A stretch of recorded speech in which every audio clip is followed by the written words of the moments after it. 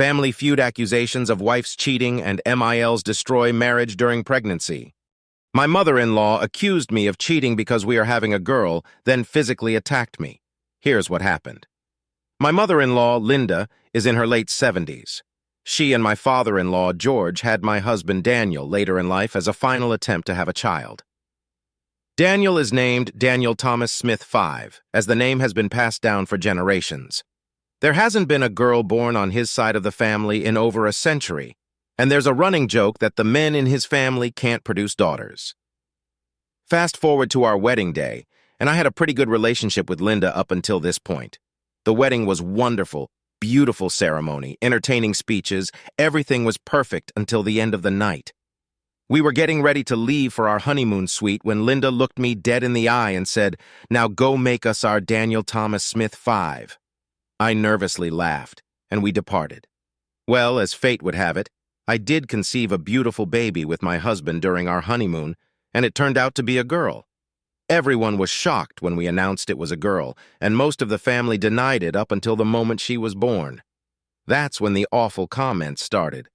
Whenever Daniel wasn't around, Linda and her family members would make snide remarks like, "I wonder where she got that nose, it's definitely not Daniel's." For the record, my baby, as beautiful as she is, looks strikingly like Daniel.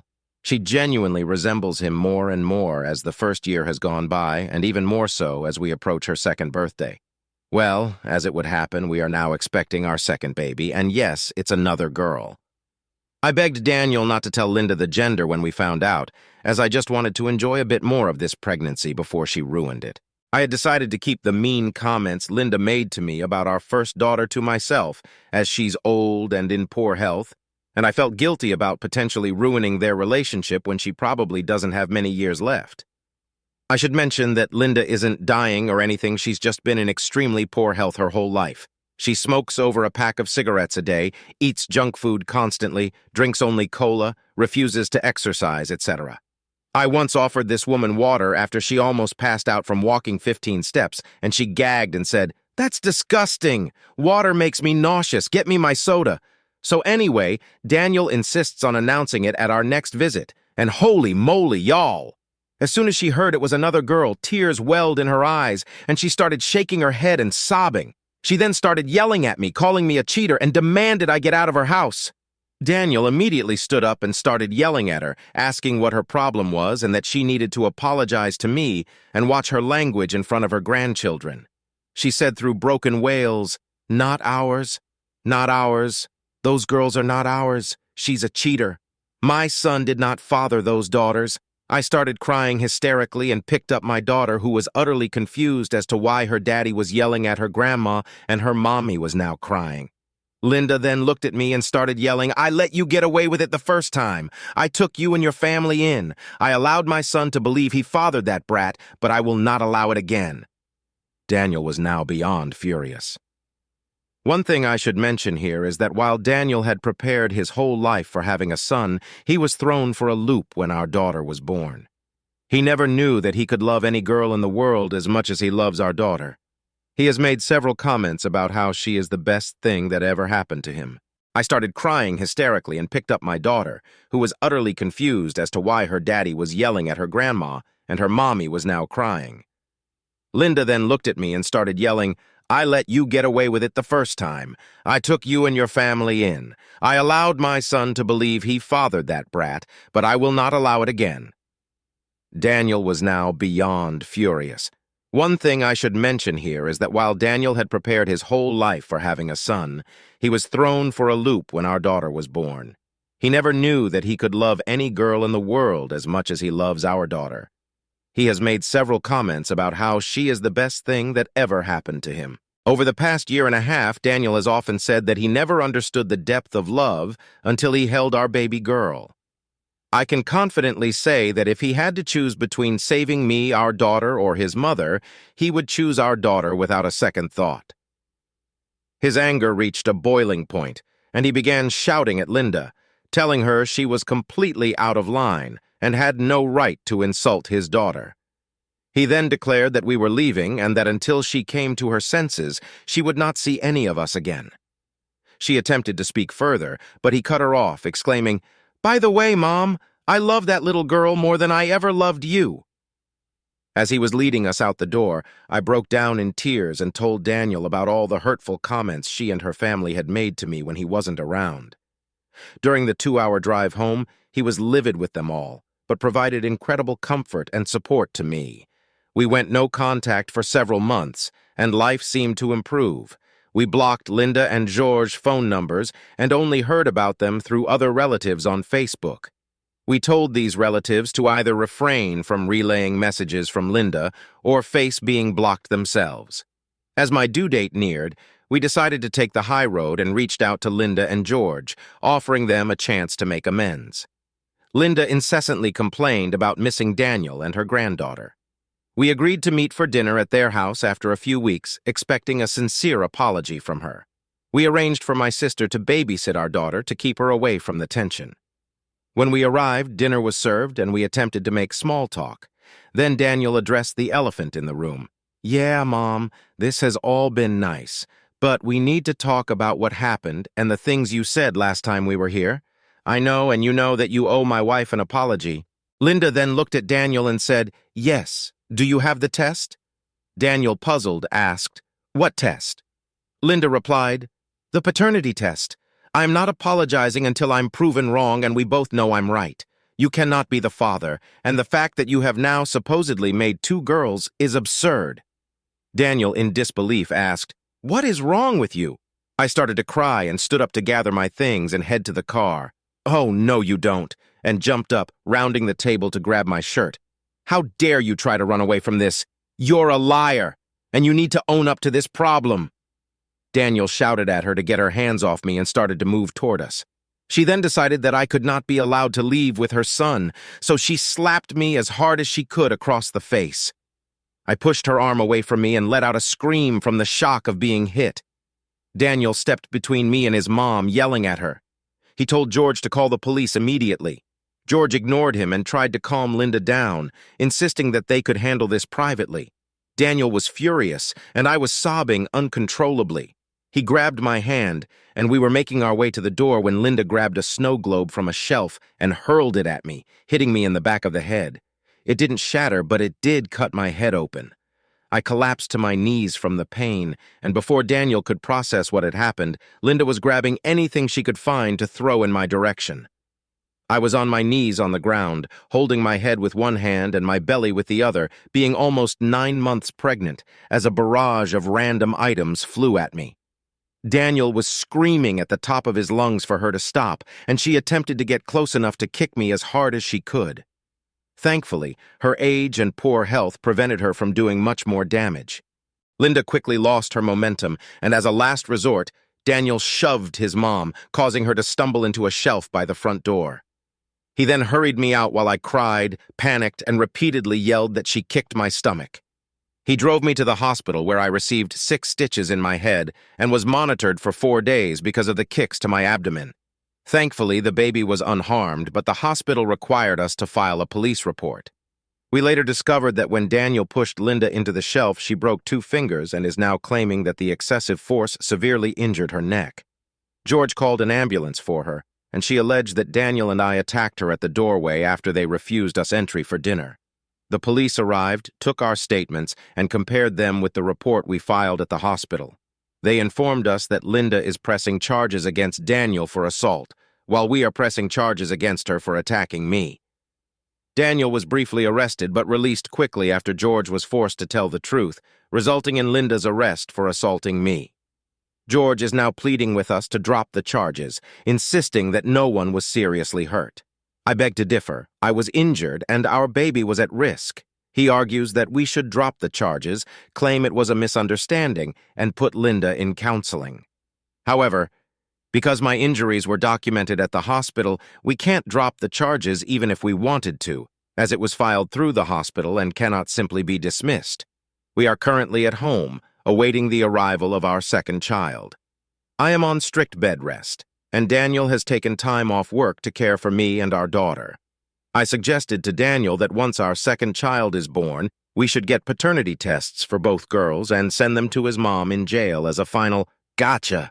He found the idea amusing and proposed that we also send copies to all the relatives who supported his mom's delusions, along with a letter saying goodbye and informing them that they will never see us or our daughters again. He wants them to know they have destroyed any chance of having a relationship with him or our children. We are incredibly grateful that our daughter is safe and relieved that we decided not to bring her to their house that night. We can't imagine what could have happened if she had been hit by something. My due date is in 8 days, and I have an appointment that day to discuss induction if the baby hasn't arrived by then. Our first daughter was a week overdue, and I had to be induced last time. Any support for us is greatly appreciated. I will update if any more drama unfolds. Edit. Wow, I never anticipated this would get so much attention and so many responses that the comments are now full. I've read most of your messages and want to thank you all for the kind words and support. I wish I could respond to each of you individually. To those who had similar experiences and whose families were thrilled after having a girl following several generations of boys, I'm happy for you, and it reassures me that many families are loving and supportive. It warms my heart. Thank you so much, kind strangers, for the awards. I can't express my gratitude enough. George is arranging Linda's bail this morning. Linda is going to be released from holding soon, but we are proceeding with filing a restraining order and a no-contact order.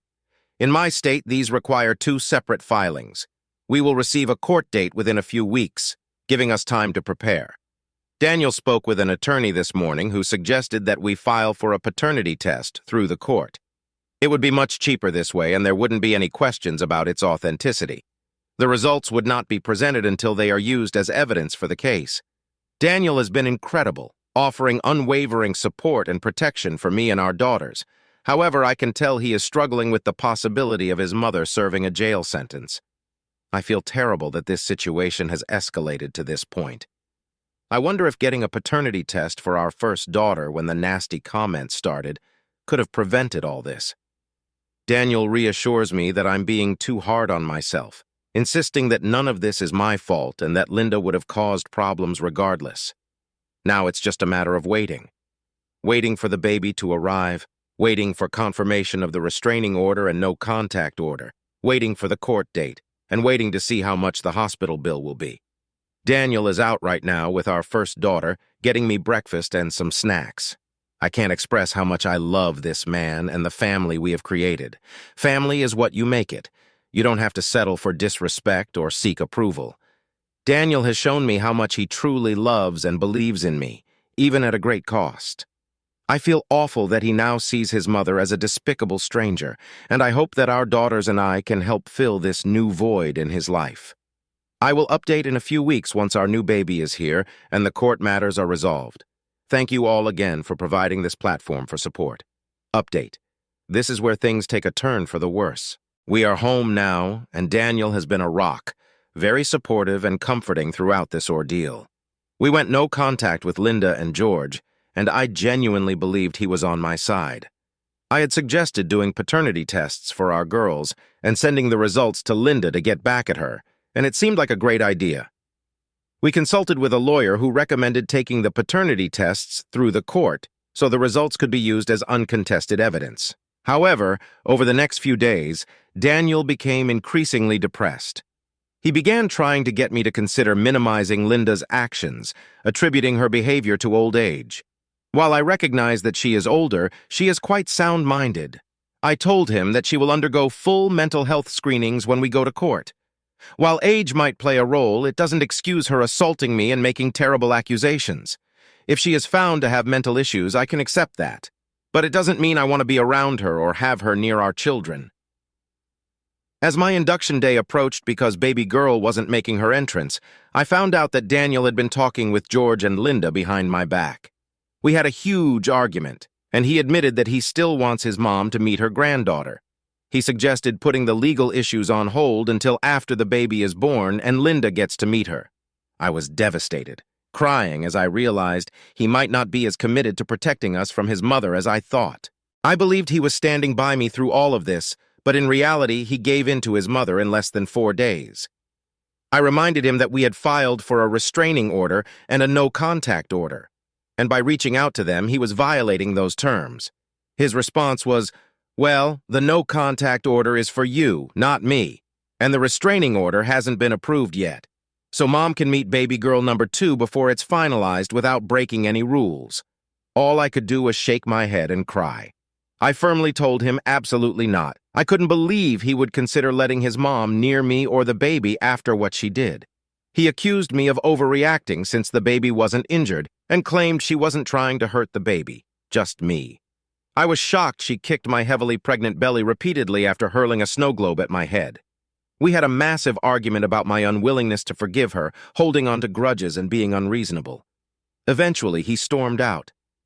Where did he go? To his mom's house a few hours away.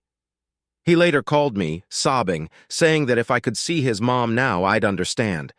Apparently, when he pushed her during the assault, he broke 2 of her fingers, and she sprained her neck when she fell into the shelf. Now, she's laid up on a sofa, unable to walk and in severe depression. He told me I should feel guilty and at the very least let her meet her new grandchild before deciding what to do next. I was furious, because not only had he gone to his mom's house, but he also left me alone with our 2-year-old daughter while I was supposed to be on bed rest, with stitches in my head and an overdue baby in my womb. I was beyond exhausted. He didn't return for 4 days, until it was time to check into the hospital for my scheduled induction. My sister came to care for our older daughter, and Daniel took me to the hospital. Once there, they began the induction process, poking me with needles and monitoring the baby. Daniel mostly sat in the room on his tablet while I was cold and distant towards him, still upset. Finally, labor progressed and the baby started moving down. I was nearing the point where I needed to push. Daniel put his tablet away and tried to be more supportive. At that moment, I welcomed any support as I was literally trying to give birth without any pain relief. As the baby began to crown, Daniel looked at the baby's head, then at the nurse and asked, "When do you do the paternity test?" I stopped mid-push, looked at him and screamed, "What the hell?" The nurse was silent, looking back and forth between us, and the doctor said, "Sir, we're here to deliver and care for the baby. If you have personal issues, sort them out later. Right now, our focus is on the baby and Mom. This is not the place for such questions." I immediately started crying hysterically, babbling that it wasn't like that, explaining that it was his baby and his mom was just crazy. I felt mortified, knowing that the nurses and doctor might now think there was a question about the baby's paternity, and I couldn't properly explain the situation to them. I felt judged and robbed of a beautiful moment. I was completely overwhelmed with emotion, and what should have been a brief moment between crowning and the baby's birth felt like an eternity because of my distress. I was furious with Daniel. I demanded to know how he could do this to me, how he could question the paternity in front of the doctor and nurses when he knew she was his daughter, and that it was my idea to do the tests in the first place. After the baby was born, I held her close. She was perfect, but I was so distraught that I couldn't even look at Daniel. I regret to admit it, but I wouldn't let him hold her. I was simply too angry. He left the room, and when he returned about an hour later, he said his mom wanted photos of the baby and took out his phone. I slapped it out of his hand. He got upset and left. My sister had to come and pick us up from the hospital and take us home. 2 days later, as required in my state, we had to bring the baby back for tests and a checkup to ensure she was maintaining weight and showing no signs of neglect. We took her in for the checkup and then went to a clinic to do the paternity test on the same day. The following days at home were unbearable. I couldn't even look at Daniel, and he avoided being around me or the baby. He barely acknowledged our newborn and practically ignored our older daughter. We had an argument because I was trying to breastfeed the baby, and our older daughter was crying because her favorite cartoon wasn't working. I broke down in tears from being overwhelmed. Daniel looked at our daughter and said, "Mommy didn't pay the streaming bill because she's upset with Grandma." I yelled at him to stop saying things like that to a child. He claimed he thought I hadn't paid it because his mom uses our account at her house. In reality, I had simply forgotten to pay it. It had nothing to do with that. Over the next few days, he made several remarks to our daughter like, "Daddy's going to see Grandma, you can't come because Mommy dislikes Grandma." Then he would leave me with a crying 2-year-old and a newborn. I won't lie. I know my hormones are all over the place, and this is a difficult time, but I seriously considered telling him I wanted a divorce right then and there. He left, and I tried my best to cool down, but I couldn't. I convinced myself that I wanted a divorce because of his behavior. Am I losing my mind? Is this enough to seriously consider leaving him 3 days later? We received the paternity test results. For anyone who doubted me, they can join my mother-in-law in her delusions, Hez the father. Daniel cried and told me he never doubted it and knew he was the dad. I told him we would do a second test on our older daughter, and I started packing our things to move in with my sister. He sobbed and said he didn't need one for our older daughter. I insisted we take one as proof for court when my case is heard. I told him I had never been unfaithful to anyone in my life, including him, and how much it hurt me that he made the nurses and doctors think he doubted our daughter. He tried to apologize and embrace me, but I pushed him away and told him to leave while I packed. My older daughter, my baby, and I are now staying at my sister's house. Daniel has said he refuses to take the second paternity test for our older daughter and plans to have his mom write a long apology letter to me. He wants me to come home, but I can't even look at him the same way. It feels like all the love I had for him has been ripped away, and I feel nothing but anger towards him. I'm doing my best to take care of our daughters, but he won't stop calling me. I told him he could see the girls whenever he wanted, but his mother was off limits and couldn't be around them at all. I need some time to process my emotions, but isn't this enough to consider a divorce? I don't want to go through with it, but I can't even look at him the same way, and I don't know how I could ever move past this. Update. My ex-husband and I have been officially divorced for almost 2 years. Our marriage fell apart after our second daughter was born because his family has an unhealthy fixation on having boys and insinuated that I had been unfaithful because we had daughters. They made it clear that girls were less desirable, and he took their side after they verbally and physically attacked me.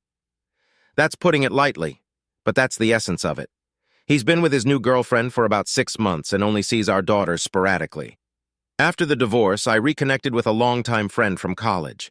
He admitted that he had always had feelings for me, but we were always involved with other people, so the timing never worked out.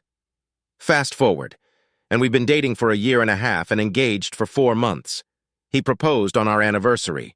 He's known my girls their whole lives, and it's been a long time since I've been this happy. I am 4 months pregnant, and we just found out that we are having a baby boy. I haven't told my ex-husband yet. I figured he'd notice when I'm visibly pregnant. We will start telling the girls in the next couple of weeks. I know I have to address this situation with my ex.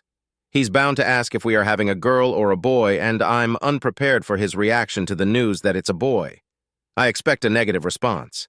I'm unsure whether it's better to announce that we are having a boy now or wait until after he's born. My sister suggests not revealing the gender and saying we're waiting until the birth for a surprise, but all my mom friends recommend announcing it now so he has some time to process his feelings about our daughters, new sibling. Ex-husband's update. Full transparency, I messed up big time. 2.5 years ago, my ex-wife and I welcomed our second daughter into the world. My mom planted doubts in my mind about the paternity of my daughter shortly before her birth. In my family, only boys had been born for generations. I thought my parents and my now ex-wife got along well, but everything fell apart when we were expecting our second daughter.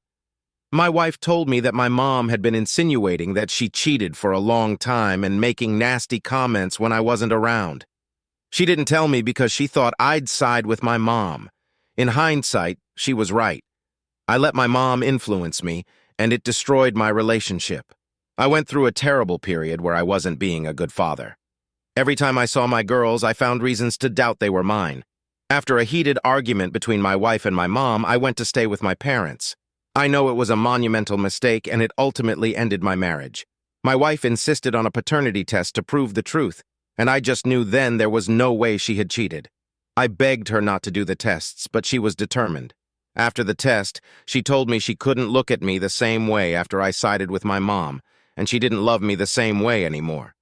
I spiraled downward and refused to accept the reality of the situation. When my ex-wife demanded a divorce, I was furious and said if she despised me that much, I'd relinquish my rights to the kids and let her be a single mom. I know that was a mistake. We finalized the divorce 4 weeks later, and it's been 5 years since then. I see my girls every weekend and pick up the oldest from daycare 4 days a week. Things have gotten better, and I feel like we have a solid co-parenting arrangement, but there's always this emotional barrier she keeps up around me.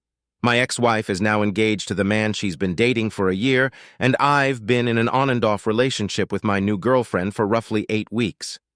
Recently, I found out that my ex-wife is pregnant. I asked her if she knew the gender, and she responded, "Yes, it's a boy. Consider this ripping the Band-Aid off. If you need time to process, I understand." She said it without any emotion, then walked inside with our daughters and shut the door. I feel like I'm living in a nightmare where someone else is playing house with my family, and I'm just an outsider. My girlfriend has been talking about marriage and children, but I'm nowhere near ready to consider that with her. I'm starting to feel like I want my old life back. Last night, I got very drunk and tried to call my ex-wife, but she didn't answer. I'm relieved she didn't because I just don't know how to move forward.